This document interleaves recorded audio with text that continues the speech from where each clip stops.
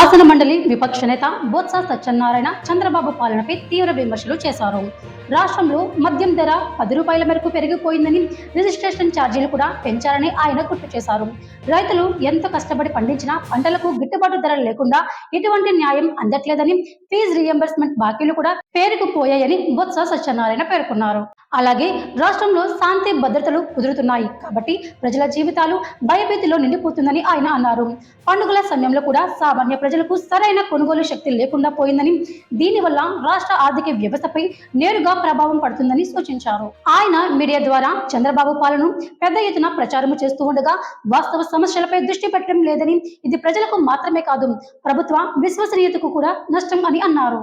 విపక్ష నేత బొత్స మాట్లాడుతూ ప్రజల సమస్యలు, ఆర్థిక ఇబ్బందులు, రైతుల నష్టం వంటి అంశాలు ప్రభుత్వం కాదని, తాగుబోతూ ఉన్న వాళ్ళు ఎవరో దానికి బానిసులే అనుకునే నేపథ్యంలో భూమి తాలూకా విలువలు పెంచి రాష్ట్ర ఆదాయం కోసం, సంపద కోసం అని పెంచి ఎవరైనా రిజిస్ట్రేషన్ చేసుకుంటే షాక్ కొట్టే పరిస్థితుల్లో ఆ భూములు తీసుకొచ్చాడు.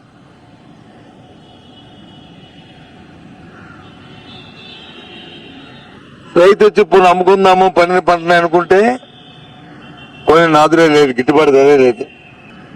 పోనేది పంట వేసుకుందానికి, పోనేది ఎరువు కొనుక్కుందాం అనుకుంటే ఇప్పుడు కూడా 270 రూపాయలు ఉన్న యూరియా బస్తా మార్కెట్లోకి వెళ్తే 600 రూపాయలు ఉంది. ఇక విద్యార్థుల పరిస్థితి అయితే వాటికి 8 అనుకుంటాను క్వార్టర్, 8 క్వార్టర్లు అంటే క్వార్టర్కి 700 కోట్ల లెక్కని 8 ఏళ్ళు 5,600 కోట్ల రూపాయలు బకాయిలు ఉన్నాయి వాటికి. గ్రీన్ కో కంపెనీ వాళ్ళు మా సోదరులు వచ్చి ఒక ప్రాజెక్ట్ ని కాకినాడలో వాళ్ళు శంకుస్థాపన చేయడం, ఎన్ఎల్సీ ఫ్యాక్టరీ నుంచి టేక్ ఓవర్ చేసి దాన్ని చేయడం. అది ఇంతకుముందు గత ప్రభుత్వంలో జగన్మోహన్ రెడ్డి గారు ఉన్నప్పుడు చేసుకున్న ఎంఓఏ ప్రకారం దాన్ని ఇప్పుడు వాళ్ళు ప్రారంభించడానికి వాళ్ళు చేద్దామని వాళ్ళు పూనుకున్నారు. చాలా సంతోషం. యాజమాన్యానికి నా అభినందనలు. గత ప్రభుత్వం అంటే పాశ్చిమాత్యం అంతా బెదరగొట్టేసామంట. మరి మొన్నే కదా అదాని గారు చెప్పారు, బెదరగొట్టామో బెదరగొట్టలేదు. అదాని గారు కుమారుడు చెప్పారు కదా లేదు. మరి నిన్న గ్రీన్కో ఇవాళ నిన్న పోండి వాళ్ళని అడగొచ్చు కదా, కొట్టాము వాళ్ళని ప్రోత్సహించాము. స్వయాన ఉప ముఖ్యమంత్రి లేదు కర్నూలు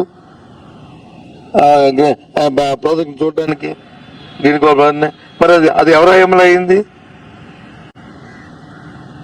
రియల్ ఎస్టేట్ కంపెనీకి ప్రతాప ధనాన్ని, విశాఖపట్నంలో ఉన్న భూముల్ని ఉచితంగా ఇస్తామంటే చూస్తూ ఊరుకోం. ప్రత్యక్షంగా పోరాటం చేస్తాం. భగవంతుడి దేవుల మంది 10 కాలం ప్రజల అధికారంలోకి వస్తాం. తప్పకుండా వాటన్నిటి మీద చర్యలు తీసుకుంటాం. మరి ఎస్ ఏం చంద్రబాబు నాయుడు గారు, దేశంలో రాష్ట్రంలో శాంతి భద్రతలు ఉన్నాయా? గత 5 సంవత్సరాల కాలంలో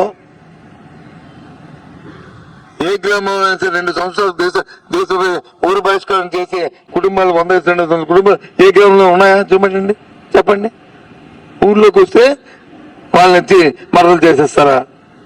ఆ సాల్మైన ఒక కుటుంబాన్ని 2 సంవత్సరాలు ఆ ఊరు బహిష్కరణ అయిపోయి మా భార్య పిల్లలు చూసుకుందామని ఊర్లోకి వస్తే వాడిని బండరాలతో కొట్టి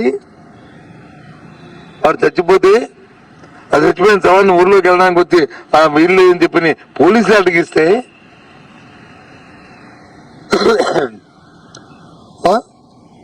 ఏమో ఎక్కడికి వెళ్తుంది వ్యవస్థ? చట్టాన్ని ఏ రకంగా చుట్టాల కింద తీసుకుని ఏ రకంగా నివసిస్తున్నారు? ఏ ఒక్క వర్గానికి కూడా మనుగోలు లేకుండా, ఏ ఒక్క వర్గానికి కూడా 5,000 నోట్లోకి వెళ్లే పరిస్థితి లేకుండా ఎంత మానవతాలకు కొనుగోలు తగ్గిపోయిందో చూడండి. రైతుకు వచ్చి మరి గిట్టుబాటు ధర లేక, రైతు కూలికి పని లేక, రైతుకు వచ్చి ఎరువు అందక, సామాన్యుడికి వచ్చి 5,000 నోట్లోకి వెళ్లే పరిస్థితి, కూలి దొరక్క, విద్యార్థులు చదువు లేక, ఉద్యోగ సృష్టి జీతాలు లేక, ఎక్కడైనా ఒక ఊర్లో ఇగో శుభ్రంగా ఇగో ధాన్యం పండించుకో ఇగో గుబ్బుల్లాట్లు ఆడుకున్నారు, లేకపోతే ఇంకోటి ఇవి ఎక్కడికి మీద మాకు ఎంతసేపు ఇవి ఈ కల్చర్ ఏంటి నాకు అర్థం అవట్లేదు. ఎప్పుడు ఇంత దీనిగా ఎప్పుడు చూడలే. సరే సాంప్రదాయాల ప్రకారం ఎక్కడ ఉంటే కొన్ని 10 ఆటలో 2 రోజులు ఏవో కొంత ఎంటర్టైన్మెంట్ ఉంటుంది. అదొక భాగం తప్ప అదే ప్రధానమా టీవీ ఇప్పితే మిగతా కల్చర్ లేదా? ఆ కల్చర్ చూపెట్టద్దా? ఆ కల్చర్ చెప్పొద్దా? ఆ టీవీ ఈ టీవీ అంటే అన్ని టీవీ లాగదు. దేని పరిస్థితి దిక్కుమని పరిస్థితి. చంద్రబాబు కేవలం మీడియా హైలైట్ల ద్వారా నాకు గల విజయాలను చూపుతున్నారని గమనించారు.